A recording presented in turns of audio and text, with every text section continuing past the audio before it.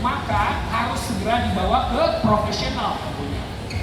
Nah, ini satu fenomena ya, depresi yang kemudian berakhir dengan bunuh diri. Banyak sekali sekarang anak remaja yang punya pikiran pengen mati saja ya, atau pikiran-pikiran suicide ataupun bunuh diri. Nah, sebenarnya orang yang mau bunuh diri bukan berarti mereka ingin mati, tapi mereka ingin keluar dari penderitaan, dari kepedihan, dari trauma hidupnya. Sayangnya mereka nggak punya pilihan dan nggak punya bantuan untuk kemudian menghilangkan trauma penderitaan yang dirasakannya pada saat itu.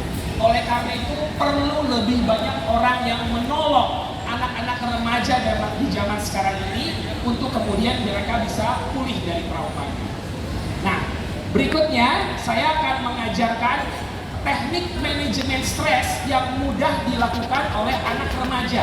Jadi anak remaja perlu punya keterampilan ini, skill ini. Saya bagi menjadi 4 langkah. Yang pertama validasi, ventilasi, regulasi, dan konsultasi. Ya. Yang pertama validasi. Jadi anak-anak remaja validasi emosinya. It's okay to not be okay. Boleh merasakan sedih, kecewa, marah, cemas, khawatir, itu boleh kok. Setiap emosi itu punya alasan dan punya tujuan kenapa itu dialami oleh seseorang. Yang berikutnya adalah ventilasi. Ventilasi ini perlu dilakukan supaya kita bisa lebih ringan emosi kita. Bagaimana cara ventilasi emosi? Dengan cara journaling. Tulis di buku harian, kirim WA ke nomor sendiri, tulis di note, mewarnai, menggambar atau melukis, mendengarkan musik atau bernyanyi, dan bercerita dengan orang yang kita percaya. Inilah namanya ventilasi.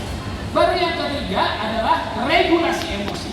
Emosi tadi perlu diregulasi agar tidak berlebihan, tidak berkepanjangan, tidak mengganggu fungsi kehidupan kita. Tekniknya banyak, ada dengan teknik pernafasan, relaksasi otot, teknik grounding, merubah point of view, atau dengan berolahraga. Remaja di zaman sekarang sangat wajib berolahraga, karena itu regulasi emosi yang murah dan gampang untuk kemudian dilakukan.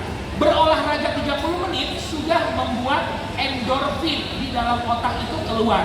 Boleh jogging, jalan pagi, atau nge-gym gitu ya. Itu hal-hal yang bisa dilakukan. Dan yang terakhir, jangan lupa untuk konsultasi. Konsultasilah ke profesional kesehatan jiwa. Ada psikiater, perawat jiwa, ada psikolog, ada konselor, ada hipnoterapis, ada para healer yang semuanya punya kapasitas untuk menolong, membantu agar kesehatan jiwa kita bisa pulih dan bisa terjaga kemudian dengan baik. Ini beberapa teknik manajemen stres yang bisa dilakukan oleh anak remaja. Kalau anak remaja lagi stres, ada konflik, ada masalah, yang pertama minta mereka untuk membagi. Ini hal yang bisa dikontrol, dikendalikan atau enggak. Omongan orang, sikap orang lain, komentar di medsos itu nggak bisa kita kendalikan. Jadi jangan habiskan waktu, energi, dan emosi untuk hal yang nggak bisa dikendalikan. Yang bisa kita kendalikan apa? Setting boundaries, bikin batasan, pikiran, usaha, perilaku kita, semuanya bisa dilakukan. Inilah yang namanya setting boundaries. Artinya kita mencoba mengambil jarak dari stresor yang sedang kita alami pada saat itu. Dan itulah yang akan membuat kesehatan mental kita bisa terjaga dengan baik. Gunakan teknik ini, observe but don't absorb. Boleh diputar videonya?